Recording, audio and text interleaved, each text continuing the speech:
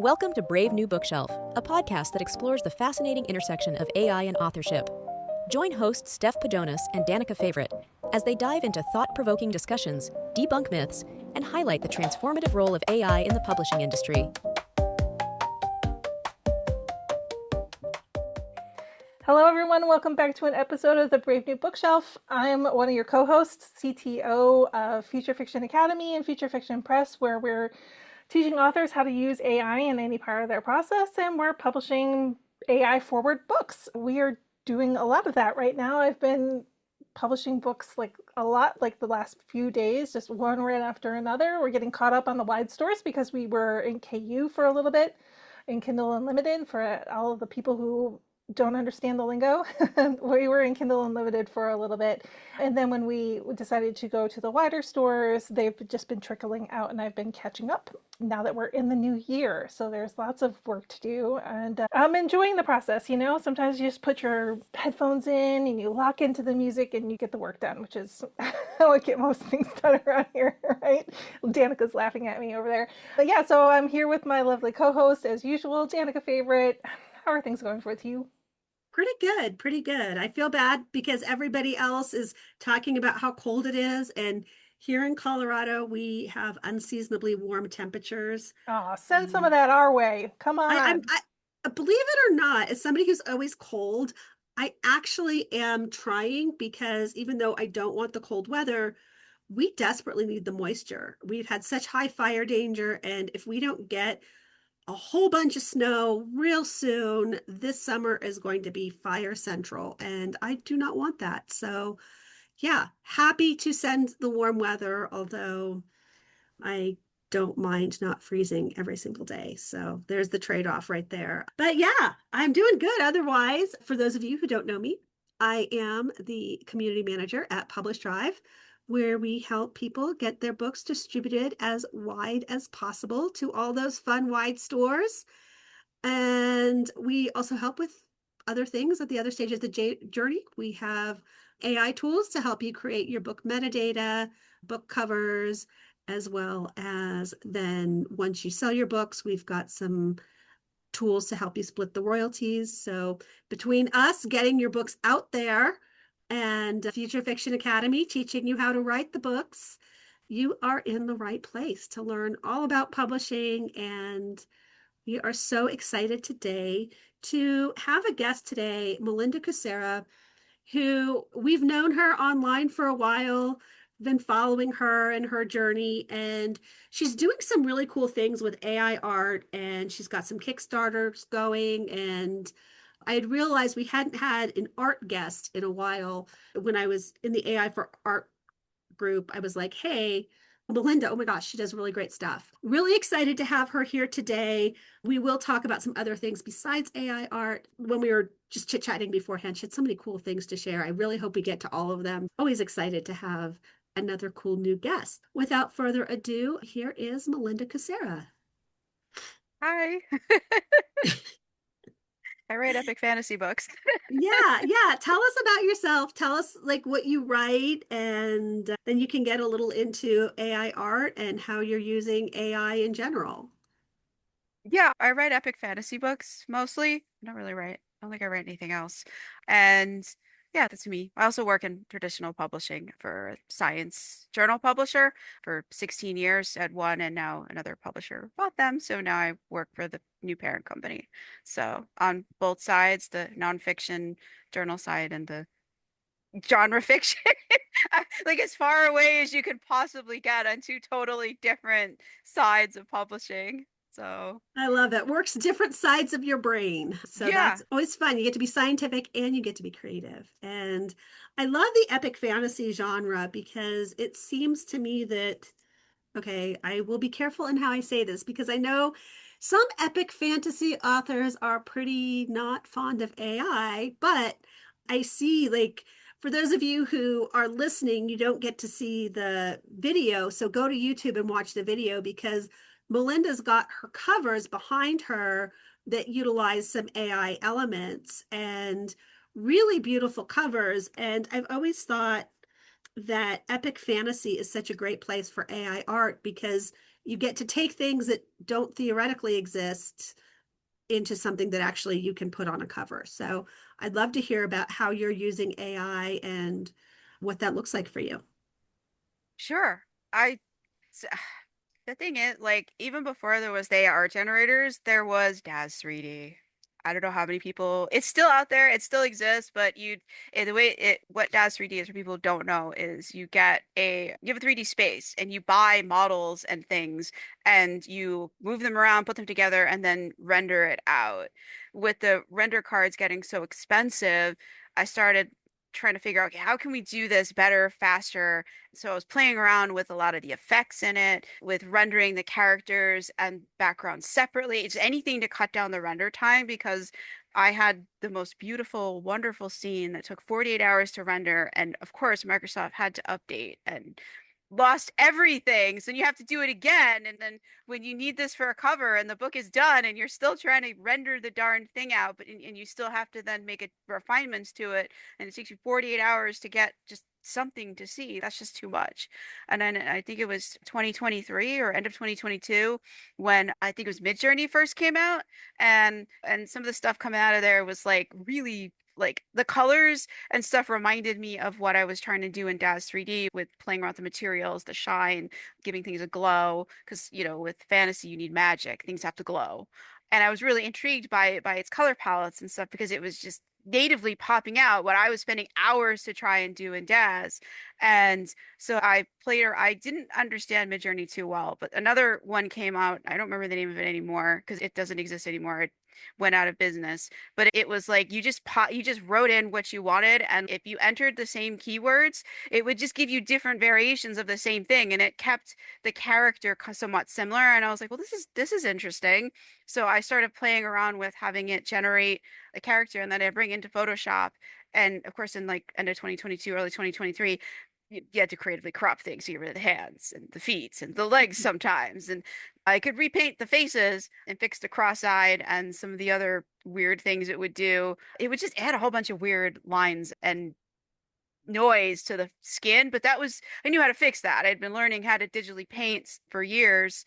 I only got into doing covers because when I bought them, they didn't sell. I could buy the most gorgeous cover and it wouldn't sell, but I'd make some homemade thing that didn't look that great and it would sell. And I still don't understand why that is, but that is the way it is. So I've just continued with going, and I was like, well, I don't want them to look ugly, even if the ugly is what sells. So I've been learning how to digitally paint over the years. I wouldn't say I'm like a master at it or anything, but I've gotten pretty good at some aspects of it.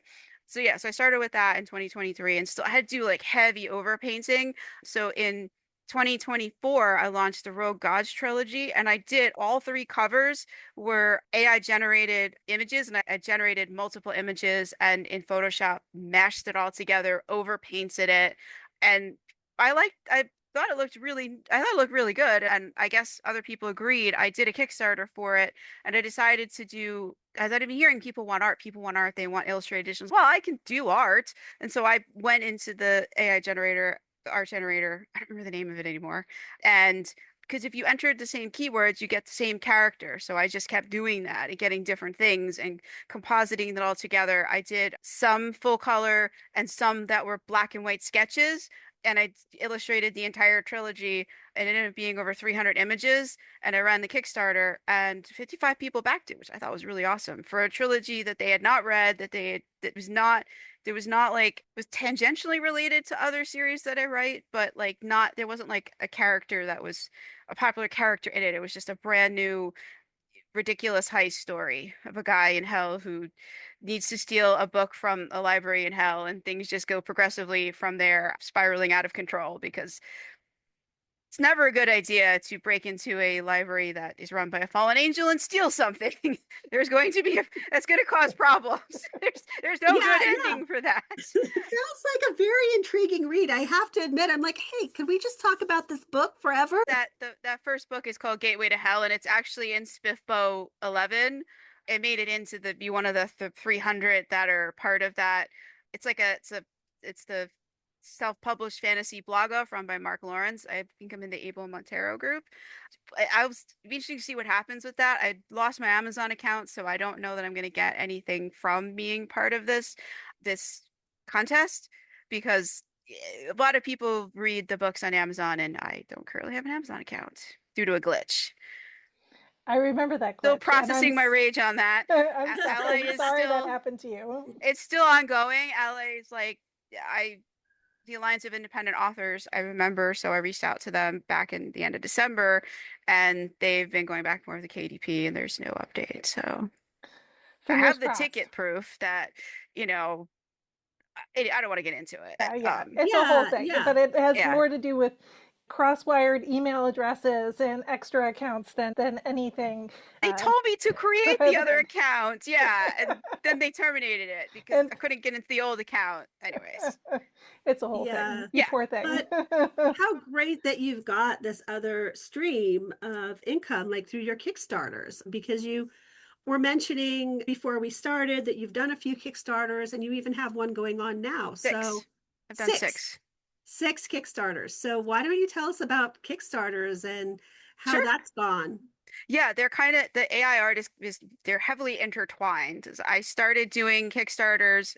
I don't remember how it came on my radar about Kickstarter because I didn't know what it was or why anybody was doing them. And then I was hearing about it, and there was a Kickstarter for author group started, so I joined that. Just like I think I was one of the first few people who joined the AI writer, one of the groups that you started, Steph. AI writing for authors. That's it. That's it. Right. Yes, I remember you being there in the very beginning. Yes. Yeah. I didn't quite know what I was going to do with it, but I'm interested in all things science and technology. And if this is the way of the future, I want to at least understand it, even if, and see if there's a piece that I can use that makes sense for me.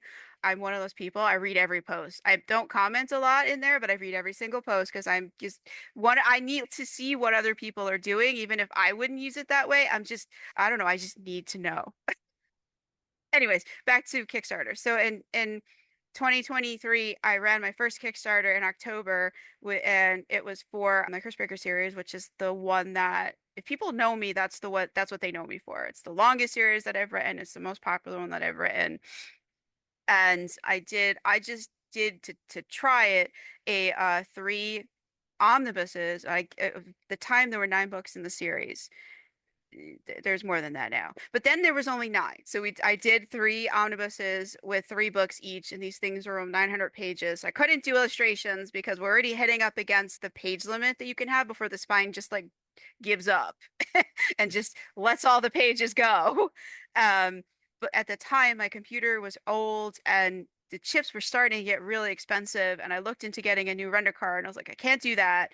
I'm not going to spend 48 hours waiting for DAZ 3D to render this stupid scene. So I went into DAZ and just rendered the character, and then I went to ARch and was like, can I get just some kind of fantasy looking background, something that I can put him against, and I can paint him to match it. I just need something that I don't have to go into DAZ and spend 24 hours rendering. And so all 3 covers, and I'm very open about that. You can go to Kickstarter, you can click on my name, you can see all the campaigns I've done. There is a statement because Kickstarter doesn't care if you use AI, but you have to say that you do. Because some people do care, a lot of people don't care, but you do have to say that you're using it. And in every single one of mine, I do have that statement, and I do explain exactly what I've done.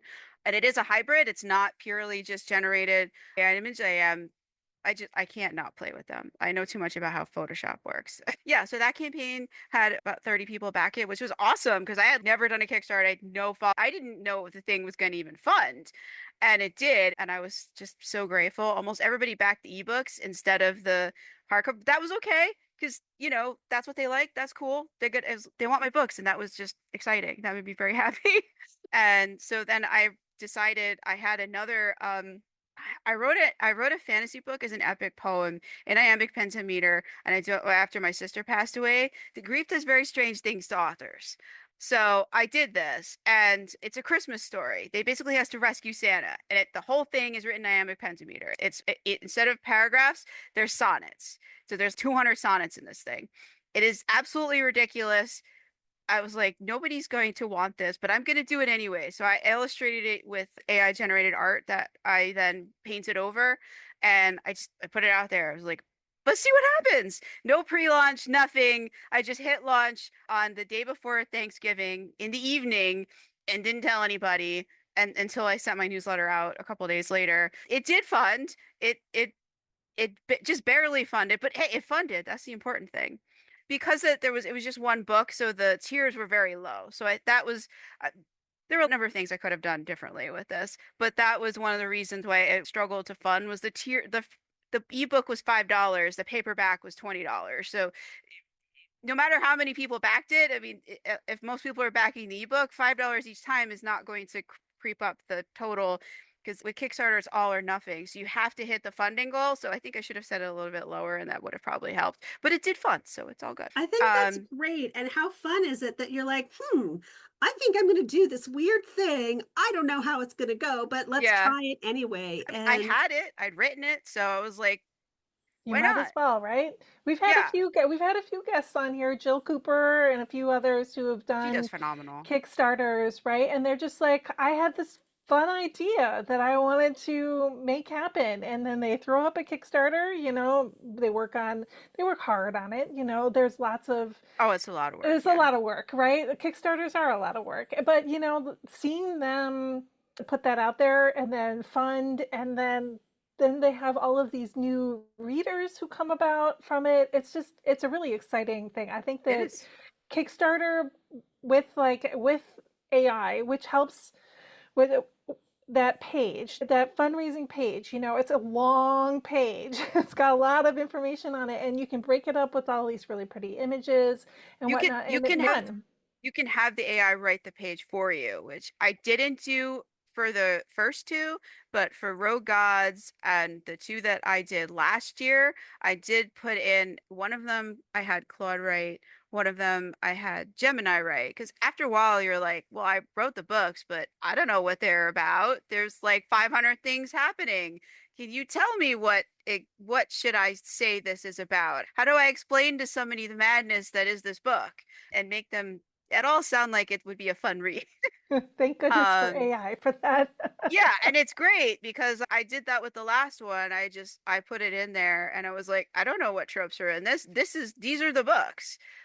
What tropes are there? Because we see all the time the romance tropes. There's a romance such a big thing and it's posted everywhere. But if you don't write romance, sometimes you're like, I'm sure there's tropes in here, but there's no fated mates, there's no enemies to lovers, there's no love in here.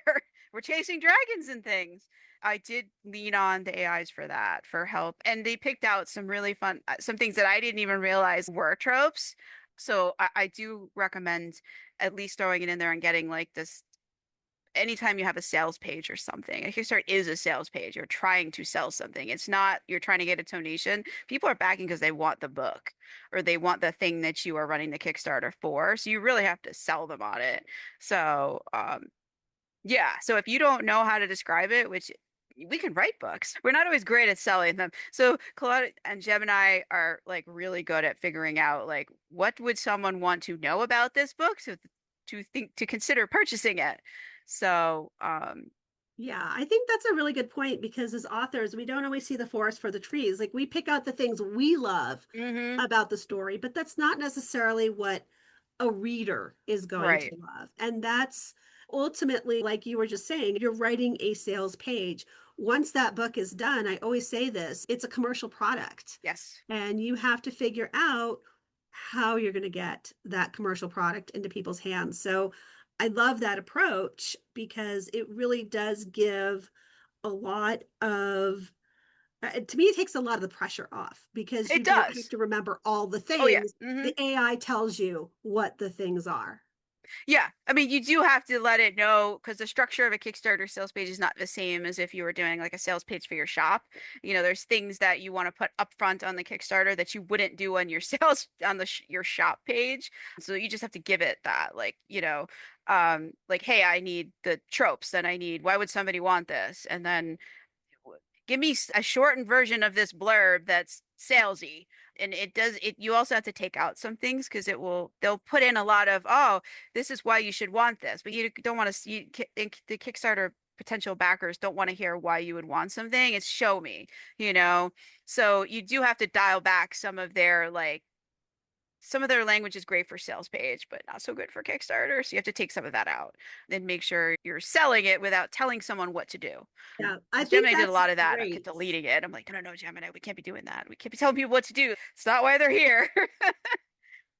But this goes back to something that Steph and I have said a lot in the past couple episodes, is that you still have to have that human knowledge of what's going to work well on the sales page. And you still have to guide the AI to say, hey, this is what I want you to do. No, don't do this. Yes, do that. All of those things that really are still what's under your purview as the author, as the person creating the page. So I think it's really cool, though, as I'm listening to you talk about all the different things that you're putting in the sales page and what you're asking for and how you're asking for it, because I think that's something that people don't necessarily know that they're going to have to do. So that is such a great perspective on, oh, okay, this is what I need. Yeah, yeah. And another thing that I found is great because sometimes it's hard to come up with comp titles. And like for this one that the Kickstarter that I'm running now, which ends Thursday at 8:10 a.m. Eastern time because I forgot to change the end time. So if you run a Kickstarter, don't be me. Remember to change the end time before you hit launch to something sane like midnight or something. Yeah, it's a Then hot launch tip. it. Hot Then tip. send your newsletter out. I got so focused on it's got to be launched. Make sure it's launched. Then send the newsletter because Monday and Tuesday is the best days to launch in the morning Eastern time, which I work Mondays and Tuesdays Eastern Standard Time. So I'm trying to do this before I start work and get the sequence of events, and I'm not quite awake at the time. So don't be me. Remember that last step. But, we can say, don't be me, but you've given us so many great tips that I think anyone who's wanting to launch a Kickstarter, this is an episode that would be really great for them to listen to, because we're definitely learning from so many of the things that you've done.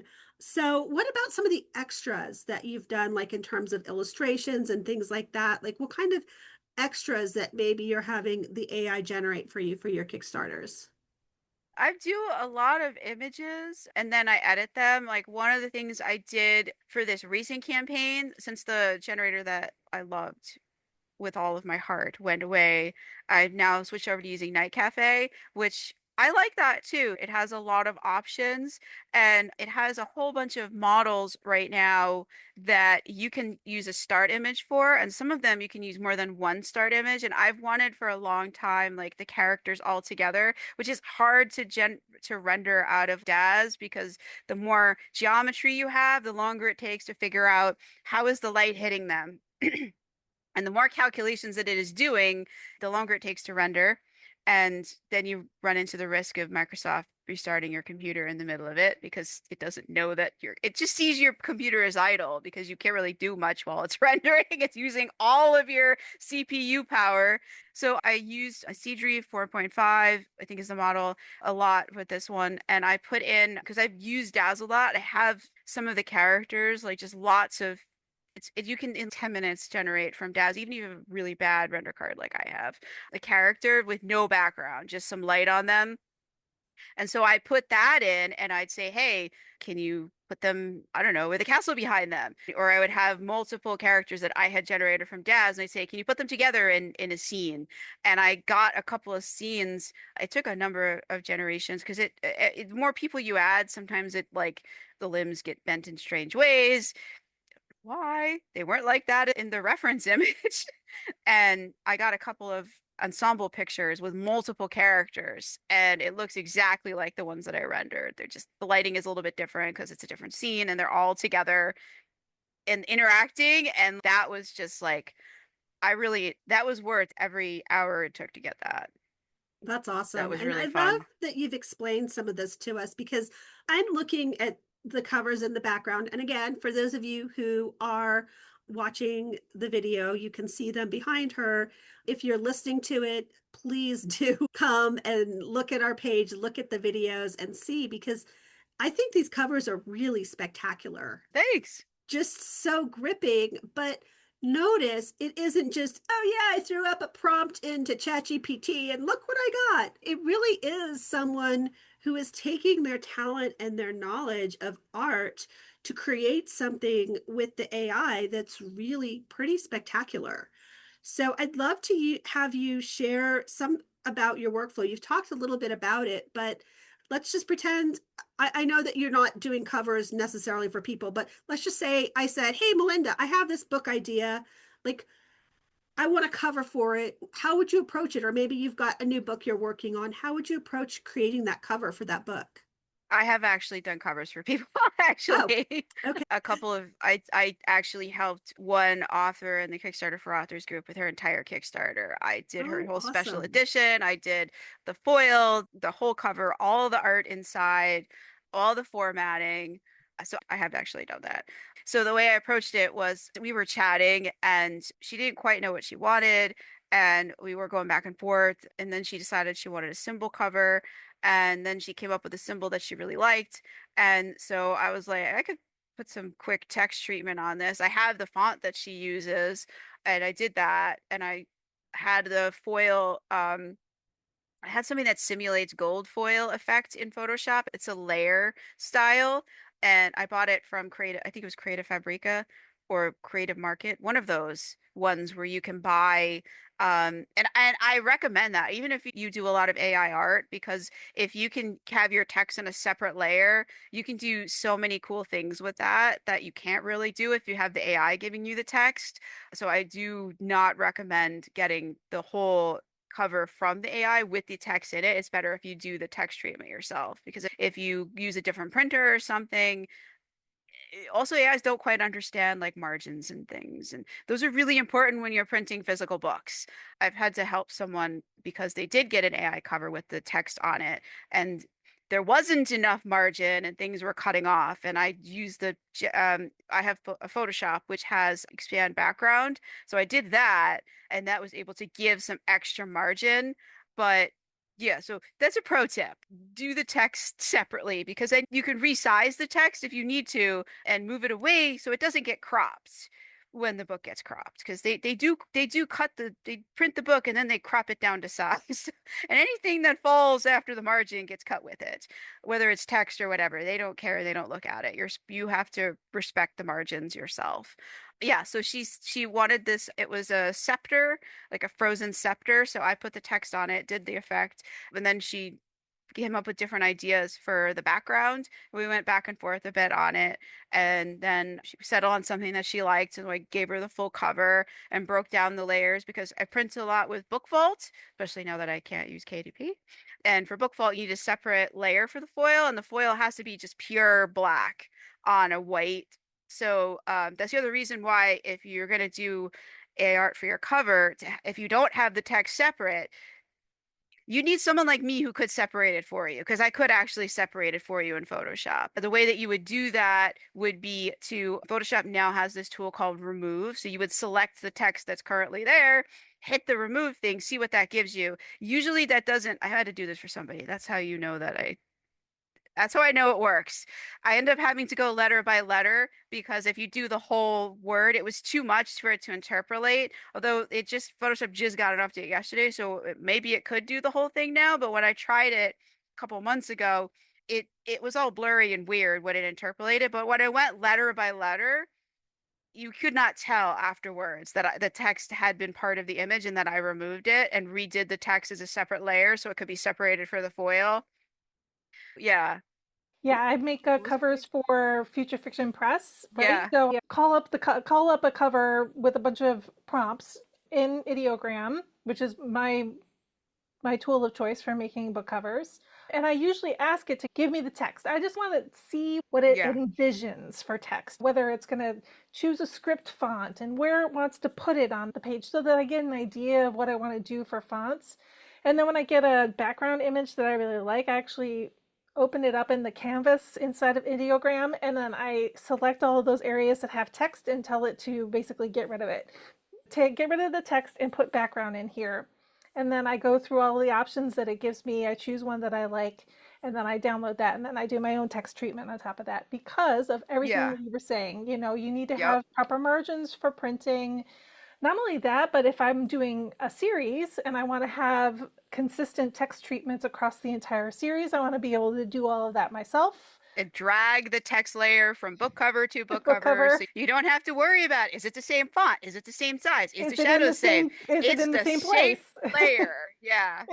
That's what I do. Just Exactly. Yeah, drag the yeah. layer over. Yes, I love this. This really is like, we never know what we're going to get out of the podcast, but I feel like this is definitely going to be the master class in how to create the AI cover. This is so many good lessons.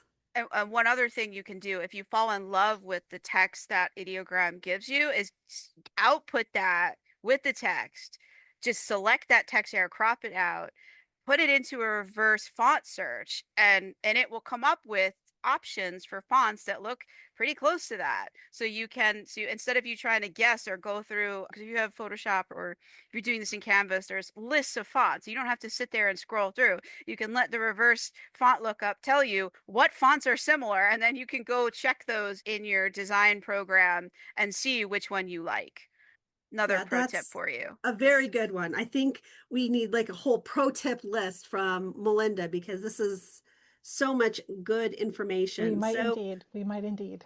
yeah, Yeah, yeah. So sure. we have talked a lot about a really great methods and all the different things you're doing. I know you've mentioned a lot of tools. Is there a favorite tool that you like to use? Or I know you've got a bunch that you use just even for a single cover, but are there some favorites you might want to mention to our listeners? I think I've mentioned most of them. Right now I'm using Night Cafe because it gives you like they have ideogram, they have ideogram, or they have like a whole. I mean, everything except Midjourney is basically in there, even including ChatGPT and all of Gemini's, Google's image generate. There's so many that I've never even heard of, and some of them a lot of them have take start images and you can a lot of them approach it differently and you can get different styles and things with just by putting your start image in and saying make this whatever you want, like make the sky blue or whatever, and you get totally different results using different ones. So I recommend that as a good place to start, and they give a lot of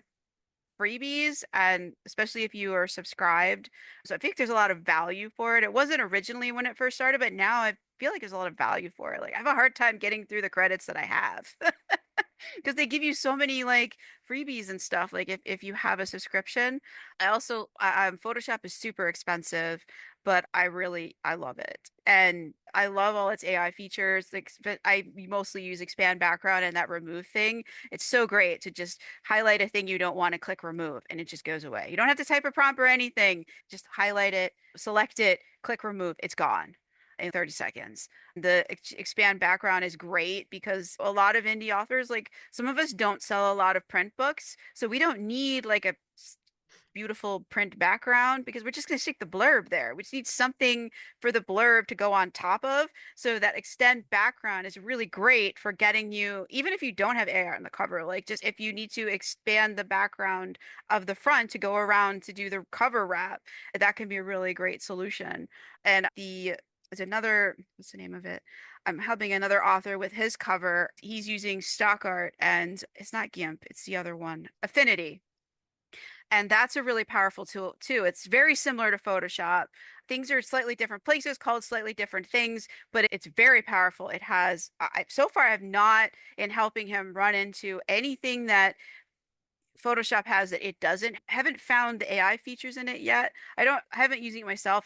We go on Discord and he shows me his screen and what he's got so far with the cover. And he's very much against AI art. So he's not looking at that. I have to download Affinity myself and start playing with it. I've heard there is AI options in there. So that's a really good solution for somebody who doesn't want to shell out $1,000 for Adobe Photoshop. I love Adobe Photoshop, so I did shell out for it. But you don't I have to be understand. me. The other thing you can do, which is really powerful, and I don't know if other ones have it, but Night Cafe has, because it has a lot of models that take start images, it also has this edit feature, and I used it for this cover, Cursebreaker Joust. The original base layer I got, his clothes are really torn and all over the place, and I'm like, this is a Joust. We need some armor. So I did that edit, and I said, can we just put him in armor? And I did a bunch of trials with that until I got something I liked. And then I was like, okay, I can work with this. I can overpaint this. I can work with this. That's another option, is if the AI art that you're using has an edit feature, try that first. Like they don't really work all that well if the hands are messed up. But one thing you can do instead of saying fix the hands or make the hands anatomically correct, you can say have him hold a sword, ask it to do something with his hands, and it will regenerate them. And that works really great if you're using an image from an older AI version that you fell in love with and just never found a use for, as with that one. And now they have more powerful ones. That'll get it to change the hands and they will now be correct because it is making the hands do something, like hold a sword and shoot some magic. You may want to split them into two separate prompts because asking it to fix both hands and make them do something can sometimes give you strange results. So one hand at a time.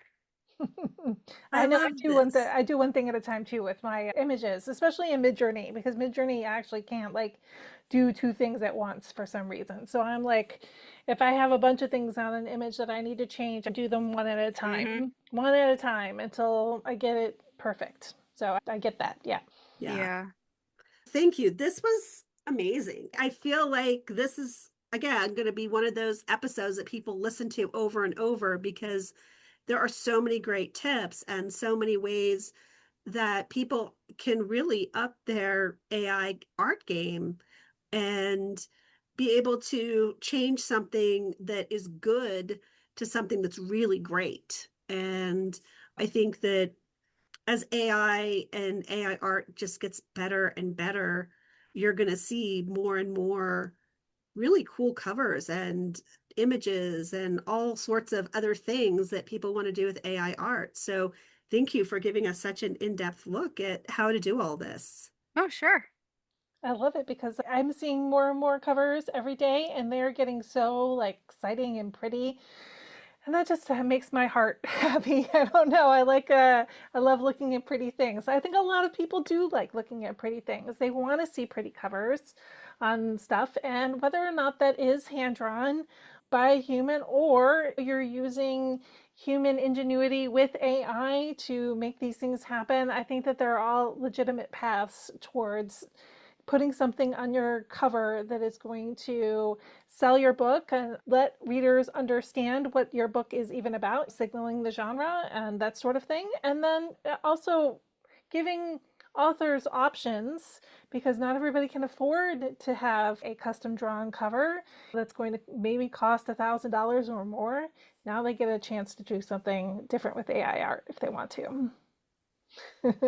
Excellent. So I think this is a good primer on AI art. We've talked about AI art before on the podcast. We had some people here in the first like maybe dozen episodes or so. I will have to go back and link to that. But I'm glad that you were able to come here today and tell us about all the cool stuff that you're doing with AI art, including like your covers and your Kickstarters and everything.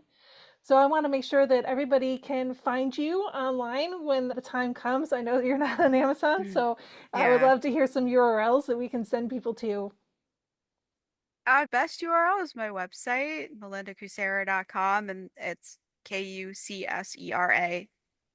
Belinda's pretty self-explanatory. I don't know that I need to spell that. That has all the links to everything, my shop, the next Kickstarter, which is going to be this one, probably towards the end of the year. Oh, Excellent. that's I need awesome. to Yeah, and write. we will have the link on the site and everywhere. If you didn't quite catch the spelling, you can always just go back to the show notes. We'll have all of that listed there as well. Yeah, we will. I'll be sure to put together all the show notes for everybody. So come by bravenewbookshelf.com, check out the show notes, find all the links to all of our places online that we are. Just a quick mention for people that my podcast host changed servers, changed URLs. They went the whole hog, changed everything at the end of December and into January. And in the middle of January, I went through Apple Podcasts, went through Spotify, and a bunch of other places and made sure that the RSS feed for the podcast was updated on all of the major players. And then I hit some of the smaller ones too. I'm hoping that everybody can find us.